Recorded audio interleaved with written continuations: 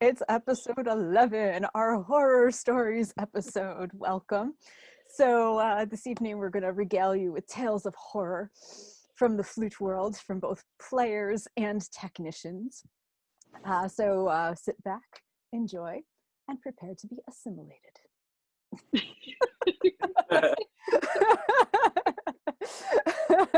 So we've got with us this evening, as always, Adam Petrie of Petrie Piccolos, and what is Pepper's name this evening? I don't. Norberta, because she's the dragon from Harry Potter. Excellent. And we've got the Pirate King Rachel Simon, hailing from Pennsylvania, and our extremely exhausted flute technician, Kim Burns, from British Columbia in Canada, and myself, Sarah Stockton, former Borg, from Middletown, Connecticut. So let's get started. All right, get down. All right. So, you're talking to the dog. Sorry. Okay. Yeah, I'm talking to Pepper. She's super needy tonight, but oh my god, this is hot. Oh, so Adam, let's start out with a creepy story involving human teeth. Oh god, yeah. Okay, so my very first repair job was just at like a general band store. That the repair stuff, we specialized in high-end instruments, but we also serviced schools. And I was the only person in the store that day. So I heard the doorbell ring, and I came in, and a guy came in and was carrying a little student flute case. And anyway, he said he brought in a flute. And I was like, yes, and I can see that. And he's like, it has some dents that need to come out. And I'm like, okay. And he's like, my daughter, she has some really high anxiety issues. And like, she's kind of rough on her flute. And I'm like, well, I mean, any sixth grader is, right? So I was like, okay, well, it's just some dent work, some general adjustments. I can have it ready for you tomorrow, because it's already like 4:30 in the afternoon. We closed at 6. And then he said she has some chewing issues. I was like, what can that mean? And I after he left, I opened the case, and it turns out it was a flute that had a solid silver head joint. I'm like, okay, they've got her a decent instrument, to get started on. And then I looked, and then I realized the head joint was pebbled, because she was chewing on her head joint in rehearsal. And the whole thing was like, it looked like the hammered finishes that some of the makers are offering on rings and stuff now. I could not believe it. So I fixed it, and then 2 months later he came back, and it was all back again. And at that point I just said, let's just get her something with like a silver plated head joint, because that's going to be a lot harder. And she may break a tooth, but I have not ever seen teeth marks on a flute until that point. That is amazing. That is amazing. I've seen pets' teeth on yes, instruments. I've had dogs chewed on. Yeah, but dogs. It was very obviously human teeth marks, and I was like, oh my gosh, her dentist. Yeah. Yes. Oh my goodness. So we have a lot of tales of our own this evening, but we also asked for some submissions, and so we got quite a few. And so everybody who's submitted has given us permission to tell their tales in their own words. So our next story comes from Lisa Price, and she says, I worked with a student at a school that had a cockroach living in her case, most likely eating her pads or any other random food particles that got left in there. Not the most hygienic of children. She didn't want me to do anything about it, though, as it had become her pet. Her flute desperately needed some work done besides the obvious, so I prepped the local band instrument repair guy what was coming to him. I was hoping that when she got her flute back, she would be happy that it was clean and shiny and worked properly, but no. She was extremely upset that she had a new case and that her pet was gone. I think she still holds it against me when I see her around town. Okay, first of all, a flute case is not a proper enclosure for a cockroach. It's not the right biome. Your cockroach deserves a better home than It your does. case. It I mean, does. If you're gonna keep pets, keep them outside of your case. It's true. You know, make a proper little vivarium, you know, get some substrate in there, get some good cockroach, and like, Yeah. We like pets, just Yeah. not in the cases. yeah. So, Rachel, did you have a story about an exploded piccolo that you wanted to tell? I did. I mean, it didn't literally detonate. That would be cool. But what actually happened was I took some keys off my piccolo so that I can kind of show you what happened. But it was a stuck swab. The swab was stuck in the body because it's tapered. And the drum major, I was told, had tried to use an actual drumstick to shove the swab. I can't even say without laughing. So she continued shoving it out the wrong end. So what happened inevitably was the piccolo body blasted apart. And so my Zetner volunteering to like, Hang on, let me make it big. yeah, like these little sections there you go. between the tone holes on the right hand They just blew out. gone. Yeah. They literally blitzed Oh. apart. So like there was just this like long section here. Whoa, like a megatone hole. Yeah. Oh dear. Body. Whoa, that's Like amazing. slide whistle at that point, you know. That's amazing. Oh. Yeah. Ooh. Yeah, that's like a missed opportunity. Yeah, right? You could do Yeah, like a so, glissando head joint, but like a glissando piccolo body. It's a glissando body. Yeah, That's true. Yeah. I mean, Yeah. I probably should have tried it out at least. right? Missed opportunity there, Missed Rachel. opportunities. Yeah, Oh, Awesome. thank you for that lovely tale of woe. So we have a few submitted stories that involve cars. So we're gonna start you out easy today, folks. We're gonna start with one that actually has a happy ending.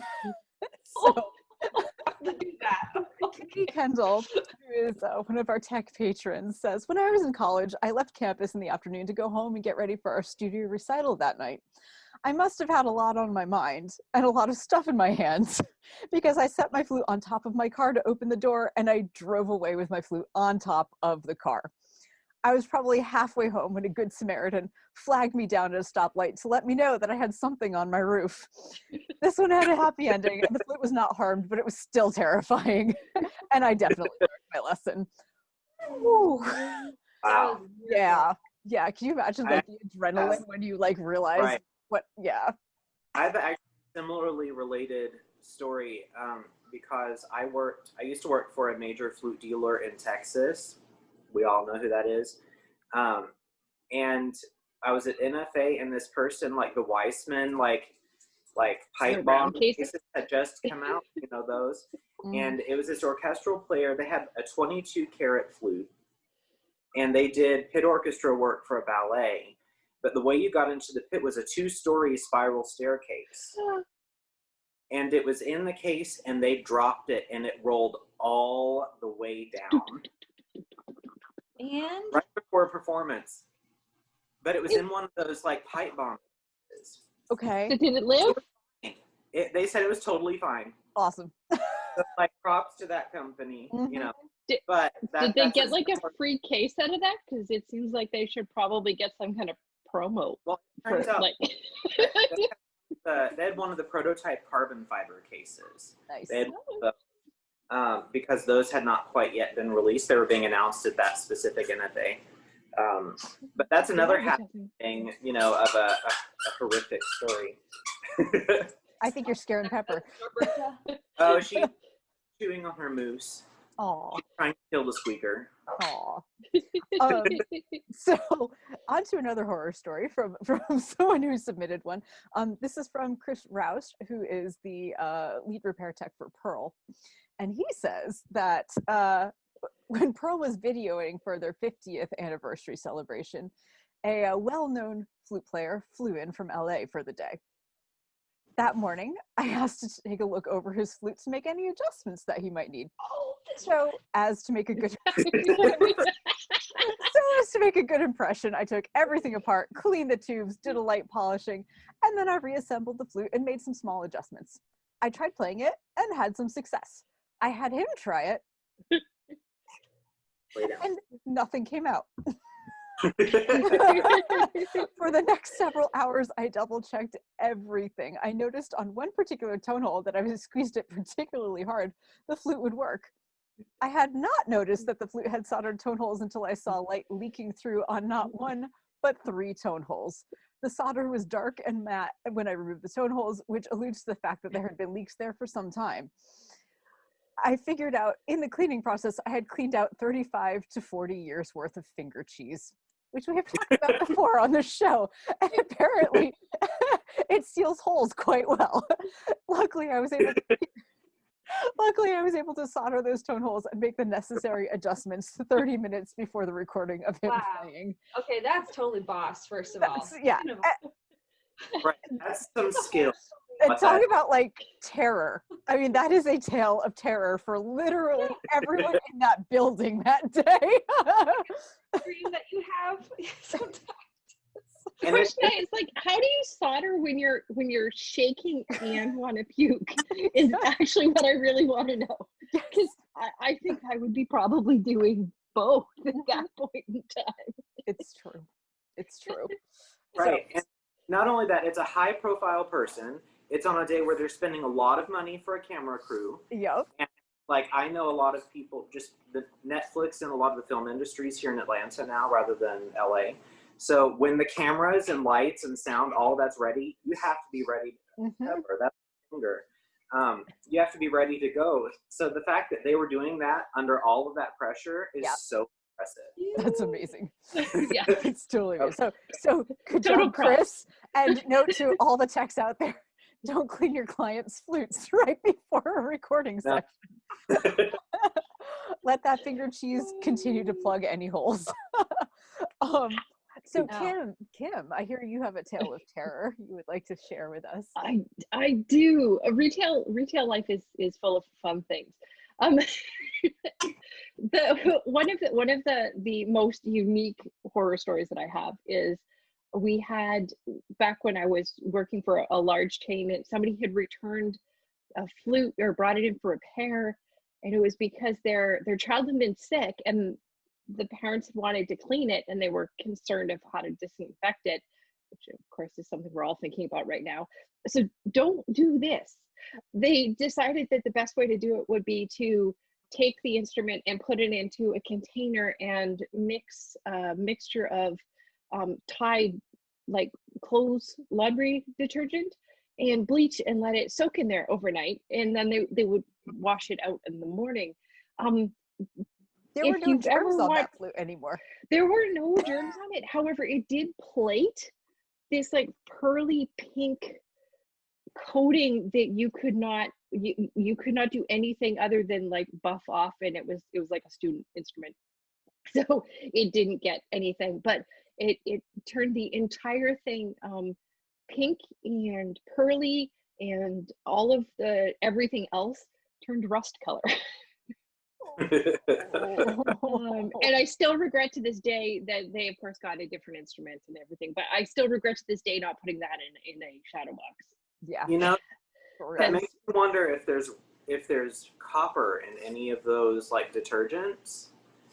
It was like some kind of weird reaction between the metal, but I don't know. It was on there though. Right. There are some like chem cleans that like band shops used to use, that if you put brass and silver in the same solution, it would pull the copper out of the brass and replace it. So it makes me wonder if it was something kind of like that going on. But either way, that sucks. It was spectacular because it wasn't, I think it was like a brand new instrument. It was only like 2 months old. And that was the end of its poor little life. They were extremely apologetic. We did teach them how to clean it properly for next time. Oh, good. That's good.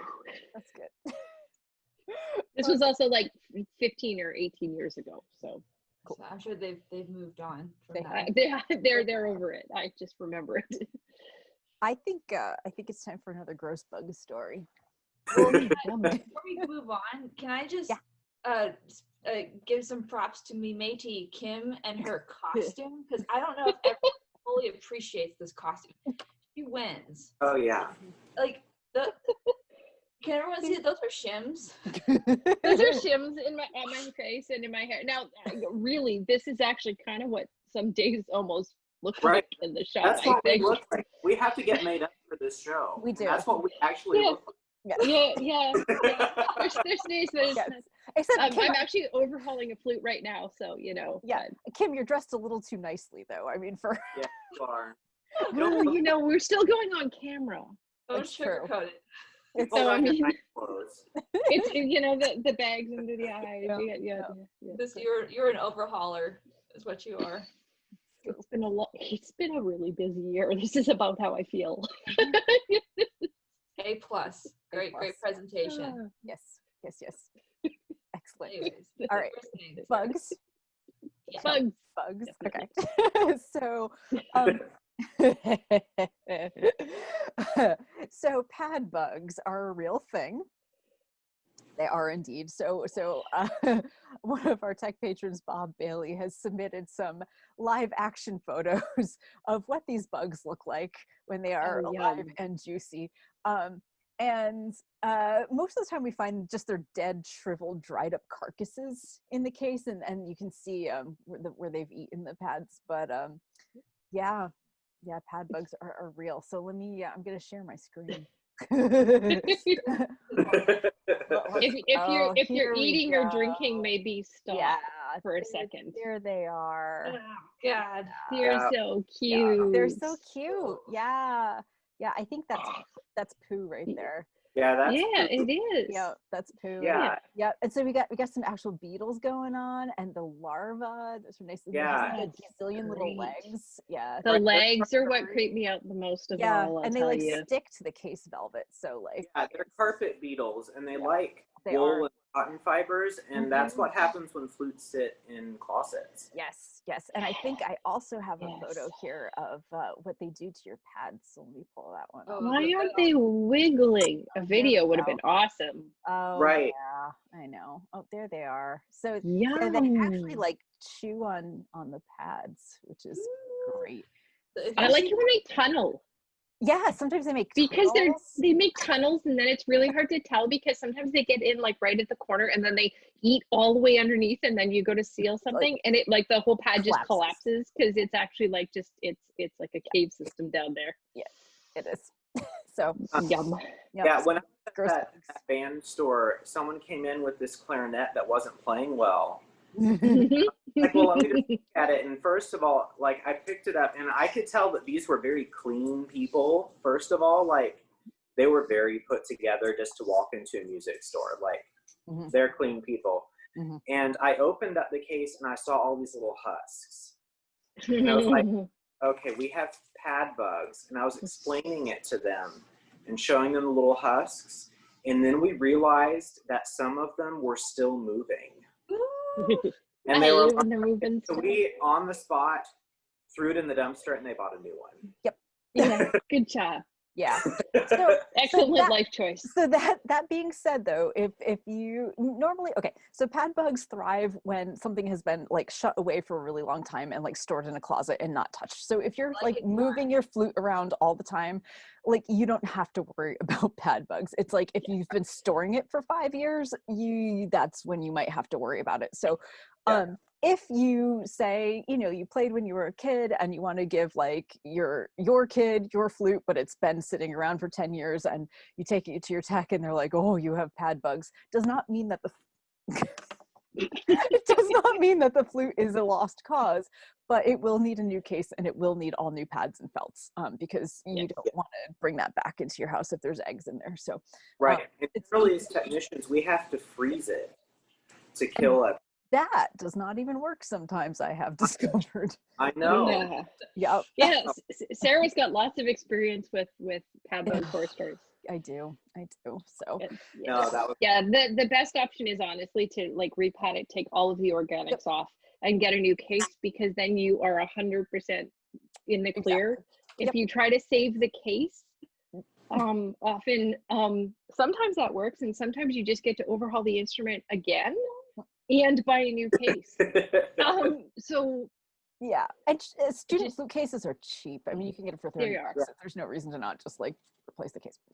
So more, yeah, bugs. I think even like a lot of those ProTech cases still fit like professional flutes if you're in a pinch, you know. Yep. Like Yeah. she Absolutely. has like $15,000 Miyazawa, and she prefers her ProTech case. Yeah. Because Yeah. you can just sling it over her shoulder and off she goes. And I'm like, all right. Totally. They're pretty much indestructible. Totally. So you guys have all shared a personal horror story. So I will share one of my many personal horror stories. In fact, I will share the story of my very first attempted repair. I've not even heard this one. Okay. Well, I was in high school, and I was at a band festival, either like All Stay or regional or something like that. And it was right before the concert, and we were all in the gym, of course, you know, because it's high school, and so they threw us all in the gym while we were waiting for the other ensembles to perform. And someone left their flute on the floor of the gym, and of course, someone else ran by and kicked the flute, and the flute went rolling across the floor, and the G sharp key got wrapped around the barrel of the flute. And Do you so, need that key? yeah, so me, ever helpful. And oh so innocent and not knowing a thing, went, oh, we could just bend that back. So she was like, okay, here, go ahead, bend it back. And so I go, and I broke her key off. Whoopsie. and I went, well, we don't have that many G sharps to play in this concert, right? I mean, I guess And I it's better felt like- broken off and I was just feeling than so like open. mortified. I was like, oh, my friend is calling me. Like ran away. So if whoever you are, if you're watching, I apologize. I still feel terrible. I'm so sorry. I could fix it for you now. But yeah, that was horrifying. I literally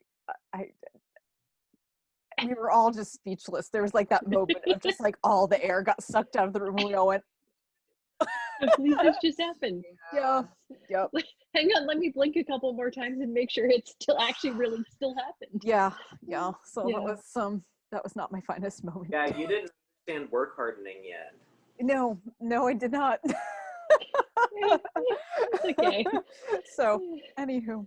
Well, Yeah. I've been there before, so. Excellent. Yeah, I figured most of these stories, I think that's part of the reason why doing an episode like this is really, really great is because none of these stories are actually unique. Like, Yeah, they've Yeah. literally, like, Yeah. like we've had people be like, oh my God, I can't believe I left my flute on my car. Like, do you have any idea how many people do that? In Not all the time. fact, let me tell another story about a flute being left on a car. So this flute was a solid Little gold flute. Haynes. Oops. Oh, yeah, no big deal. Yep, the solid gold Haynes got left on the roof after a long work day, put it on top of his car, loaded up his car, forgot about it, drove away. This person requested to remain anonymous. This person was not as lucky as Katie because the flute did not stay on the car. So they remembered after a while. And again, can you imagine like that feeling of like, oh, where's my flute? Oh no, right? Like that like dawning realization, right? So they drove back and they went back and it had been like run over clearly like several times by like several cars. So they brought it to the tech and it was like completely flat. The ribs were torn off. The keys were broken off. The tone holes were Funeral. off. It was Flute funeral. yeah, that was it. So that is truly a horror story. And QD, this is why to get insurance. that was exactly what I was just going to say. And this, my friends, is why you need to insure your flutes. Yeah. And homeowners insurance is not enough, especially if you have a solid gold instrument. Um, and ask me how I know, because I had 3 instruments stolen in my life. 3? Yeah. Oh, so I'll tell this horror story now because, okay. So the Yeah. first, Segue. That many. yeah, segue. Okay. So the first flute, the first time I got an instrument stolen, I was in college and it was winter break and I was the only person in the practice rooms except for this guitar player who I kind of knew, like friend of a friend kind of dude, you know, like not a music major, but like would like endlessly play guitar for hours and sing, you know, there's always someone like that in the practice rooms, or they're like Billy Joel on the piano, right? So, so anyways, Stairway to Heaven for 12 yeah, hours straight. so it was that person, right? And so I was like, oh, you know what, I have to pee, like I don't want to pack up all my stuff, I'm just gonna like leave my piccolo on the piano and all my music, and the bathroom is like 2 doors away, like I will be right back, right? So when I came back, my piccolo is gone, and I did that like slow-mo double take, like, okay, maybe I brought it in the bathroom. No, I definitely didn't. Oh, expletives, right? So I start like walking around trying to see who else might have been in there. There's only this guitar player and his girlfriend. And so like they start like helping me look for it and go, oh gosh, you know, how much was that worth? Was that really expensive? And I'm kind of like, Ding. yeah, they stole my piccolo and sold it for like literally $100. It was Oh, not come $100 on. piccolo for like pot money. Yes. And I found it by calling every single pawn shop in like a 30-mile radius. And I had the serial number and the police went and got it. And then they held it as evidence for several months until the head of my department had to call to get it back because he was like, she needs this for her degree. So anyway, I did not have insurance, but I got lucky because I actually found it. So the second time my insurance got stolen was, as like, you know, this is the theme, right? People are tired. We forget that our instruments are in the car. So I left my flute, my piccolo, my laptop, all my textbooks. I was working full time. I was in school getting my teaching certification. I was exhausted. I never left my stuff in the car, but this one particular day I got home and I was just like, I cannot walk up 3 flights of stairs with all this stuff. Like, I know I'm going out later tonight. I'm just going to take a nap. I'll come back down. I'll get my stuff after my nap and I'll go. It'll be fine. And it was totally fine. My car was fine, except that I forgot that I had left all of my stuff in there because I never left my stuff in my car. So when I went out later that night to go to a concert in Hartford, I didn't remember that all my stuff was in there, in black bags, in the back seat, on the floor, like totally did not look like flutes, piccolos, laptops, textbooks, whatever. So I drive to the concert, we go to the concert, it's a great time, come outside. Every single car on the street that I had parked on had their windows smashed, including mine. And they cleaned out everything, including my coffee cups from my car. So my flute, my piccolo, my laptops, my coffee cups, my garbage Jeez. from the floor, everything. And every car up and down the street, same thing. So it wasn't even like I was being targeted. It was just bad luck. And I did not have insurance. So see, we come back around. I did not have insurance and I did not get lucky. I never found. So if there's a Muramatsu out there, I have the serial number still. Making me sad, Sarah. I know. Yeah. And That's heartbreaking. yeah. So anyway, that feeling, it's like losing an organ, like you can't, or a limb, Yeah. like you cannot describe it until you feel it, right? It was just like such a violated feeling.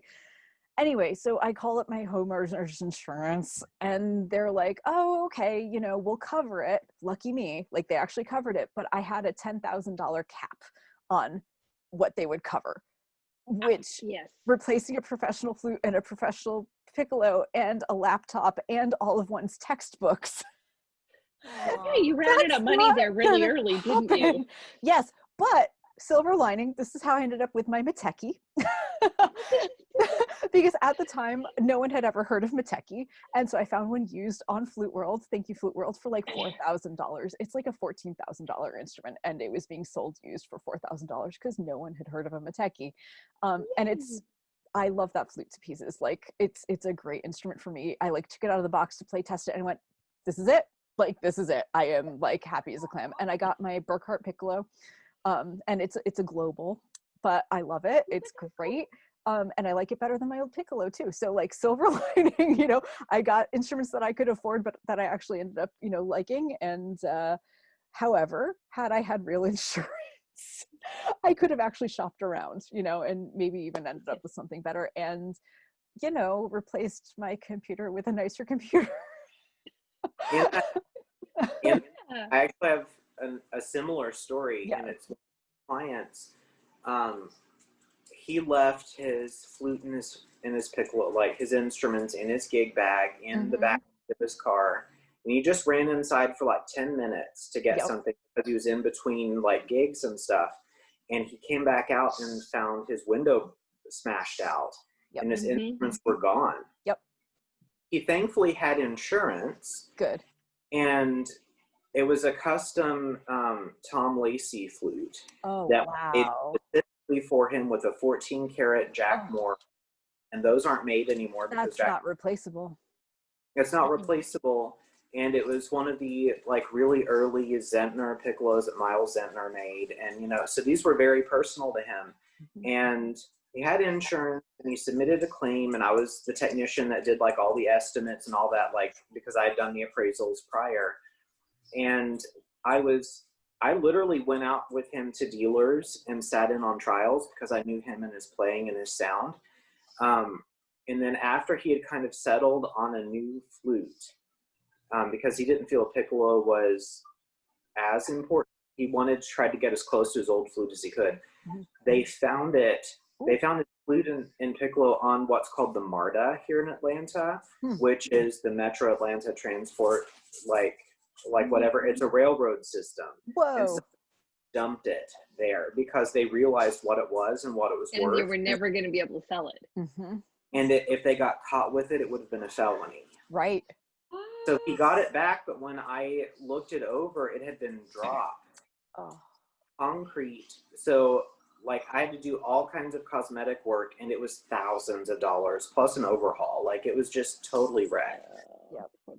And then this past January, the same client was in a car accident, Oh no. and the trunk of his car, both the flute and the piccolo, and he owned one of my piccolo head joints by that time. Oh no. And like the trunk area was fine, but when he finally went to go get his car from the towing place, all of his stuff was sitting outside on the ground, and it had been raining for the past week. Oh. So his flute his piccolo that I had overhauled, the head joint, all of it was completely saturated and wet. So thankfully he still had insurance on these instruments. And I was able to submit a quote, and I was like, okay, the flute, I got it apart before the steels rusted. Good. So it is salvageable at just an overhaul cost. Just because the soft parts were just totally dead, and I did have to replace some springs. You know, that was fine. But the piccolo, however, I just said it was wood. It was too wet for too long. And I was like, it hasn't cracked yet. Right. But I have measurements in this instrument, and I could tell that it had water damage because I measured the acoustics of his instrument. And I just said, it's going to crack. It's totaled. So they replaced his piccolo. Good. And then I decided to hold on to it afterward, just see how long it would take to crack. It took about 2 weeks, and it cracked the top half of the instrument. So insurance is super important. Super important. Super important. It also covers shipping. Not that we want to we're doing horror stories tonight, but if you go with one of the instrument insurance companies, they almost all of them, if not all of them, also cover shipping. So if you have to ship your instrument for repairs, then you don't select insurance from the shipping company. Your insurance is covered automatically by your flute insurance, and it will save you a fortune. And if you want to know more about this, go watch our episode, our Flute Care 2020 part 1. It's the last section of that video, and we talk in depth about all of this. So, and that's on YouTube. Great. Let's do another story, guys. Get back to the horror. Yeah. Let's see. Let me see. Ooh. We need maybe a slightly happy one after that. That was kind of like. Hey, while you're looking, here's a good one. Okay. I was gonna say while you're looking, I have a really quick happy story. Yeah, go for it. It's like a horror story turned happy. I love it. Let's do it. my own. So much to when I was in high school, I played piccolo, and one of the things we decided to do at one point was to feature me and do this big huge piccolo thing. And of course, because Murphy is a jerk, um, literally like 3 hours before the concert, my G sharp spring got stuck and the G sharp stopped working. And the only way to actually re-engage that spring on that particular instrument was to disassemble the entire thing, which now as a tech is like a 10-second thing, doesn't really matter. However, you know, when your band director walks by 2 hours before the concert and your flute isn't, or your piccolo is in pieces on the desk, it causes anxiety when you're the soloist. So it was a horror story for absolutely everyone else. And of course I got it back together and it was all fine. But it was pretty horrific for the band director who's going, we don't have another piccolo in the building. Like yeah, this is the piccolo. It was pretty brutal. Anyway, that's my mini horror story. Excellent. Well, I have another piccolo horror story. Yeah. All right. So this is submitted by Fran, who is also one of our Patreon patrons. And Fran's like, I don't know, is this a horror story or not? Because I played a wooden piccolo outside in marching band for 2 seasons. And she goes on to say, I even bought it on eBay and it smelled like pipe smoke when I got it. And it really badly needed at least a repad, but it played like okay enough that I could get through. So because it so badly needed an overhaul, I figured, why not just play it in marching band? Because if I was going to be in marching band, I was going to play piccolo or bust. So besides, how much worse could this thing actually get? The E flat keypad was held in place and sealed by Scotch tape. And friends and the entire flute section were horrified to see me on the field with such a nice instrument. And the repair shop was horrified by the state of it upon arrival to them. So after it got all spiffed up, this is where the happy ending comes in. The next season was 2003, and she got married to her husband, who she met in the marching band, who was not horrified enough by the piccolo to stay away from her, so that was good. He plays euphonium though, so what does he know?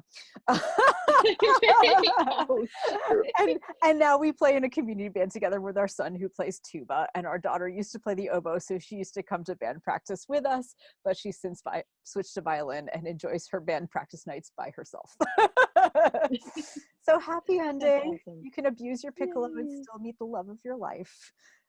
Yes. Wait. Wait. But all is well now with the piccolo. It survived and it got its overhaul, and life is good. You know, also probably playing it outside might have helped to air it out a little bit. That's true, right? They got rid of the pipe. That's true. Yes. So let's go with how much worse could it possibly have actually got it and still played any notes? I mean, exactly. Let's do another visual horror. So this is back to Chris Rausch again, who is at Pearl. And so this flute apparently was quote unquote damaged in shipping, but the box had nothing wrong with it. So the excuse was this was damaged in shipping, but mysteriously the case was fine, and the box was also fine. Liza Minnelli. Yeah. So wait, you're gonna have to explain that one to me. I'm not cool enough to get that. It's a pun. Liza Minnelli. Oh, got it. Okay. This one does have a happy ending, however. So let me. Chris was able to hook it up to an air compressor, I believe, and reinflate it. Oh, yeah. There you go. Yes. Yay. Yes. So good job, Chris. That's a good job. Yeah, that's a good job. Yeah, it looks pretty darn good. So happy ending. All right. We have another. So I broke off someone's G sharp key, but apparently sometimes they break on their own. So Genny Skendo, who many people recognize from Flute Forum, he's the guy with the big orange subcontrabass flute. He does a lot of really great Turkish music and improv. And so he says that he had a flute that the G sharp key broke off on his way to the stage to play a concert. Broke right off of his flute. That's not. Presumably he needed Yeah. needed the G sharp too. And then shortly thereafter, the G sharp key broke off of his bass flute while he was practicing. Yeah. Oopsies. So anyway, incidentally, he has a cat named G sharp. Which you may or may not have seen the adorable pictures of this feline. But if you have not, go check her out. Oh, She's funny. pretty cute. So I asked when he submitted the story, I was like, oh my gosh, does this have anything to do with how your cat got named G sharp? Because after breaking that many G sharp keys, like one would think, and apparently not. I think his. What? I know, right? It's totally his friend's son named the cat. So. All right. think Well, that's Yeah. wow. Yeah. Wow. So It's a freaky coincidence. freaky coincidence. I thought so a too. freaky coincidence. So anyway, he has new Where's flutes my now. theremin noises? I know. forgot to download the theremin app so I could play it at opportune You know, moments. I have a theremin I could sell you, Rachel. It has never have been one? touched. It's never been touched. That's Yeah, I could have really used it tonight, man. That's horrible. Next year. Next joke. Fun fact about Sarah. I crack myself up. All right. Let's see. Rachel, you got another story for us? Oh, sure. Do you want sticker flute or banana flute? Ooh. Banana. Ooh, flute. sticker flute. Oh Let's- shoot. Sticker flute. Okay. We can do rock paper scissors, Kim. Okay. Okay. One, Rock, 2, paper, 3. Wait. On 3 or after 3? Too much of a delay on Zoom. Oh, I don't know. Okay, Like well, I on got 3? scissors. What did you get? I was gonna do scissors too. But Oh, okay. well, we'll begin. Ready? okay. Ready? 1, 1, 2, 2, 3. 3. All right, Rachel just One, picked. 2. Just pick one. Sticker All right. flute. Okay. Anyone who's a teacher has probably seen stickers like on the outside of a flute. I feel like we've all kind of seen that, and I think it's super cute. And I really should probably put stickers on my flute. I think it's fun, a little, But this person had gotten stickers inside the flute, That is like next down in levels. the board. That's It was amazing. dedication, man. Yeah, exactly. I don't know how they were applied. They were smooth. All the edges. It's not like they were jammed in hastily. They were beautifully Wow. applied. Multiple stickers. Okay. Down like halfway through the flute. Amazing. And I've not seen it before or since. That's some So, ninja action somewhere right out there. there- impressive, actually. Yes. Yeah. Yes. I mean, I would never be able to do that because I flood flutes. So, I mean, the stickers would like go sailing out of there Float 24 away. hours after I applied them. But I mean, that's cool. Amazing. Also, do not apply stickers to the inside of your flute, just as a Do not.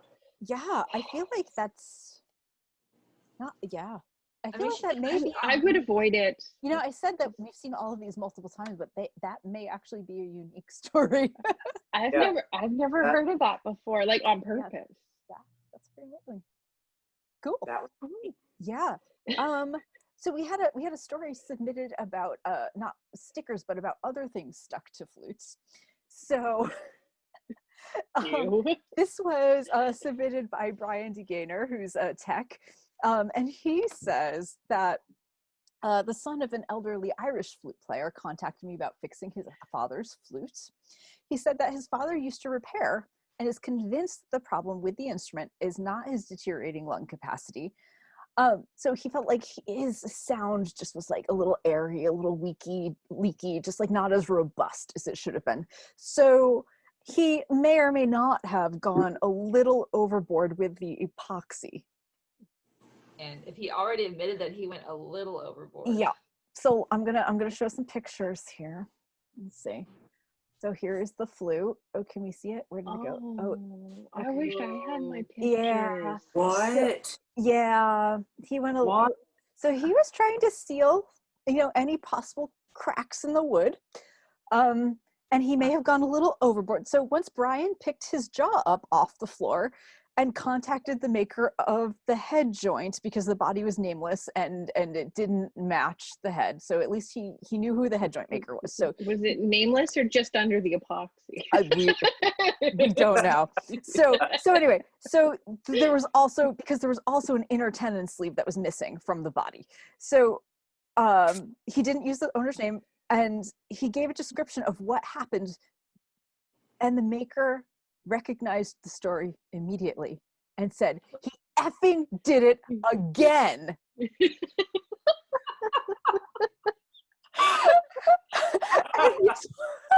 So the maker proceeds to tell the story of a year prior when this flute owner asked for an overhaul, translated as cleaning up the epoxy mess, and a custom head joint. The maker obliged and sent it back, and the maker even showed Brian his schematics and photos from that job. It was beautiful and flawless. And they talked at length about the potential avenues to estimate for the job this time around, as it was quite involved. So Brian then called the owner's son with the estimate, and unfortunately they declined and got their flute back. And he says that he's somewhat sad about that, not being able to restore the sentimental instrument, but relieved at the same time because, well, you saw. Yeah, and here's another shot. Wow. Oh. I mean, what's going on with that piano? I know, but I don't think it's leaking anywhere. Well, no, I'm pretty sure it probably Sealed that right up. So, anywho, yeah, that is truly a horror story. So that's when you see the horror story twice on the same instrument with the same person. On the same instrument with the same person. So, yep. Mm-hmm. Yep. Good one, Brian. That's definitely horrifying. Yes, and it, a sad story because I think that the man was fairly elderly and probably suffering some, loss of memory and whatnot, and stuff like that. Yeah. But if your tech tells you not to do something and it has like a really good reason, maybe don't do it again. So, anyway, epoxy is not something that you should try to use to seal your leaky instruments. Yes, I do not have an epoxy story, but I do have a story about muffins. Okay. So, on a lighter note, I had a flute that came to me because the head joint was had gotten the 2-year-old in the household had gotten a hold of it and grabbed it and bashed it against the corner of the coffee table and raked it multiple times. And so the head joint was pretty flat on one side and kind of corrugated. So,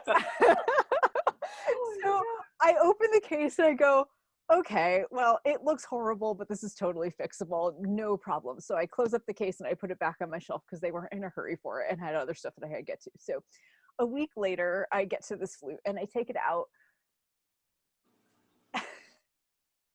And I do a more thorough inspection in that I'm like, okay, well, I knew that about the head joint, but let's see how the pads are sealing everything. So I tried to put my leak light inside, but it won't go. And I was like, why won't it go? So I look inside and there's something in there. So I push it out and chunks of moldy blueberry muffins start falling out of the flute because in addition to the toddler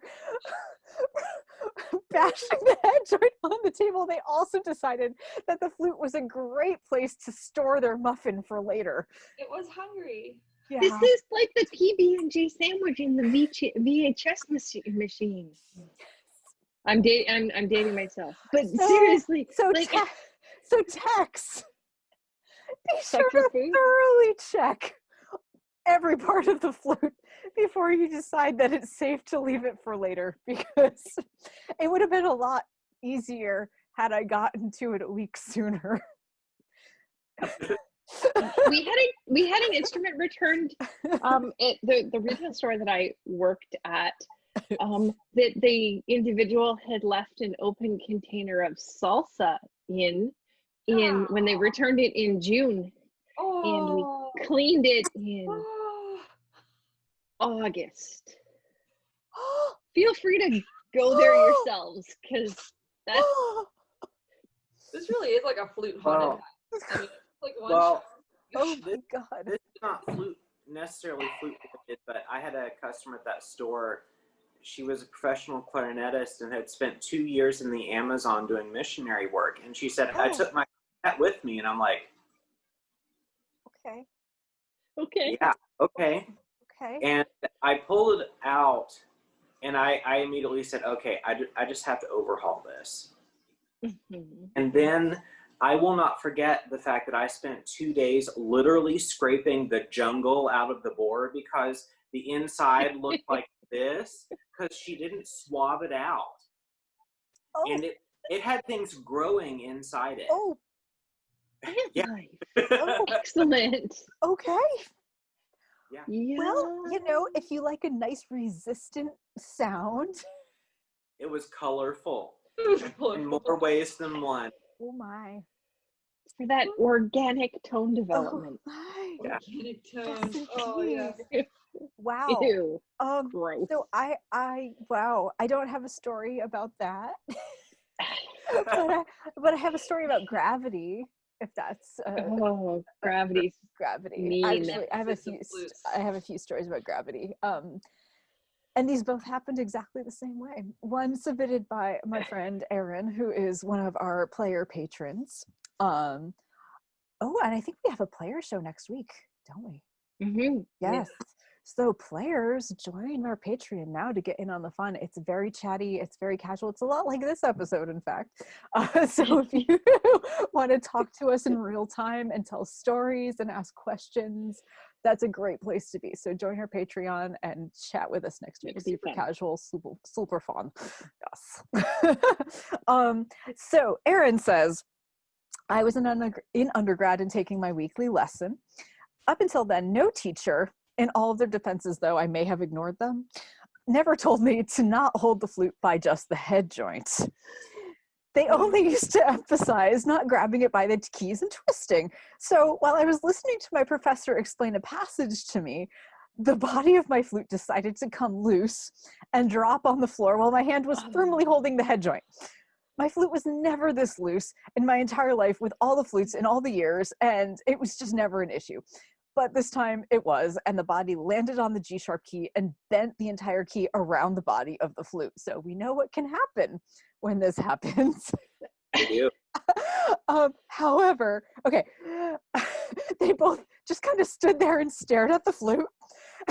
Erin's got like tears building up, but she picks up the flute and she yanked her G-sharp key back into the correct place, but she was luckier than me. It did not break off.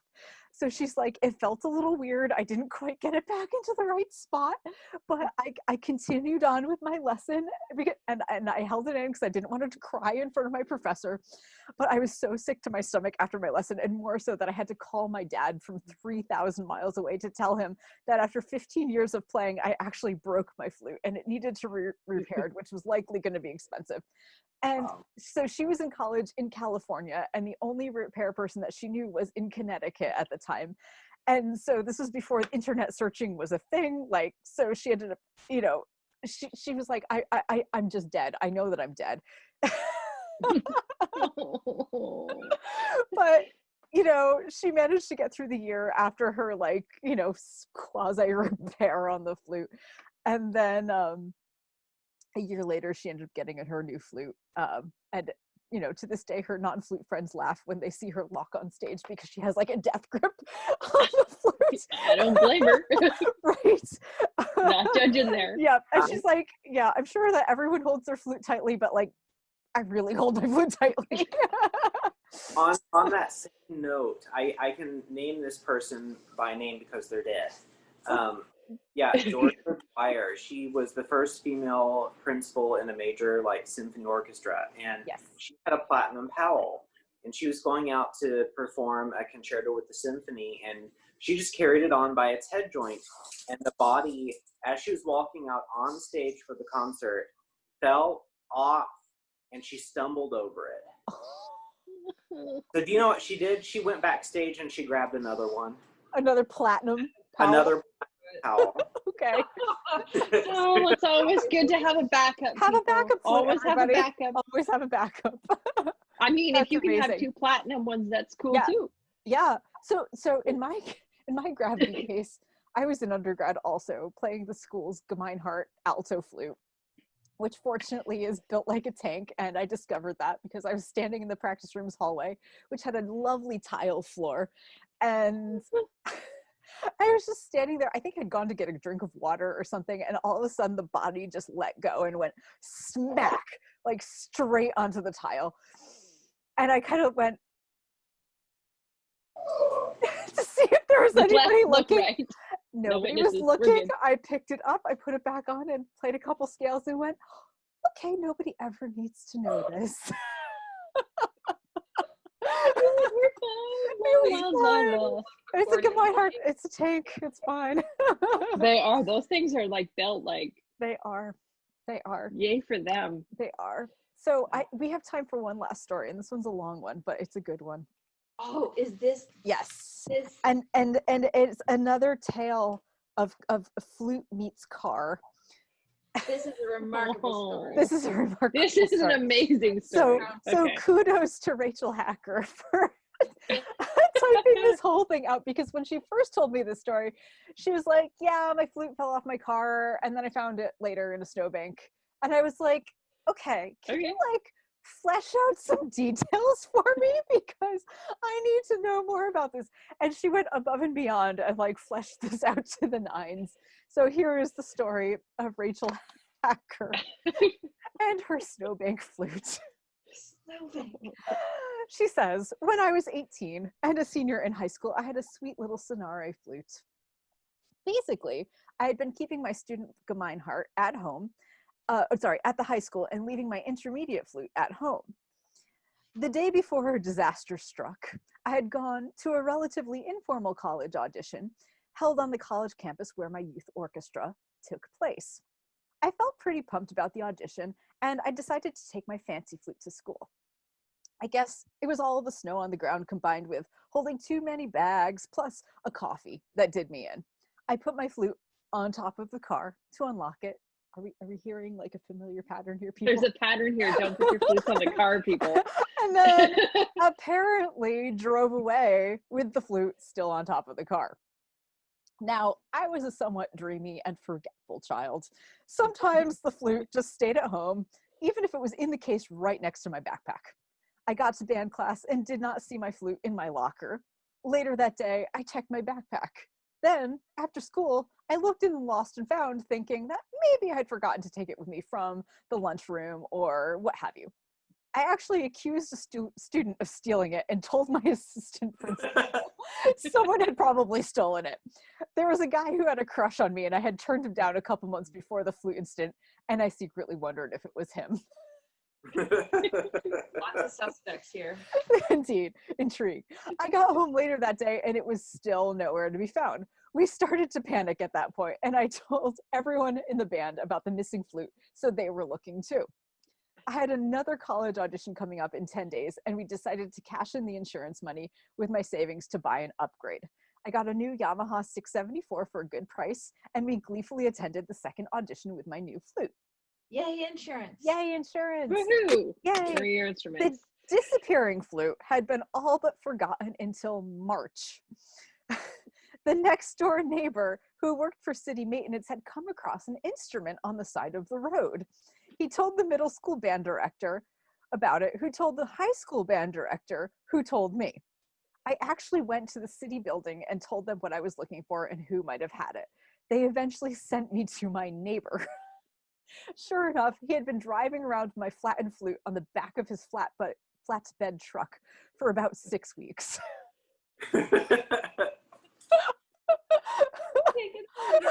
The keys were totally smashed into the body, and there's a big bend in the middle of the body, but miraculously the head joint is unscathed. I still have the entire flute and case under my bed. Sometimes I get a hankering to turn it into a lamp or melt it down for scrap metal, but ultimately I enjoy having a bed flute as tribute to my youth. The end. That's great. That's awesome. So yeah, the flute that was like on the truck for 6 weeks. And on the side of the road. the side of the road, and someone's like, That "Oh, is let me pick this great. up and just throw it in the back of my truck." I mean, okay, I was that kid in high school that would forget my flute at home too, so I probably would have like thought the same thing. Wow. See, I forgot my flute one time in all of high school, and like on the day that it happened, my band director was like, "You forgot your flute." Because I would every study hall, every like possible moment, I would like before school, after school, like I was in the band room playing, and I forgot it all the time. I forgot my music all the time. I was that kid. Oh. I'll be honest, I misplaced, well, okay, this twice.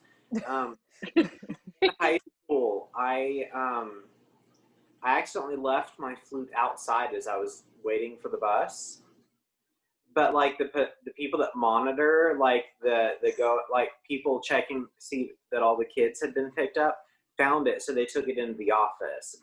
Of course, I had 24 hours that were brown pants moments, but you know, I was so grateful. And then right after my undergrad, I took a complete break from music. Like I put the flute away, and I forgot where I put my flute. This was my Miyazawa. I forgot where I put it. It took me 2 days to find it. I knew it was somewhere. I found it in the closet in the spare bedroom. But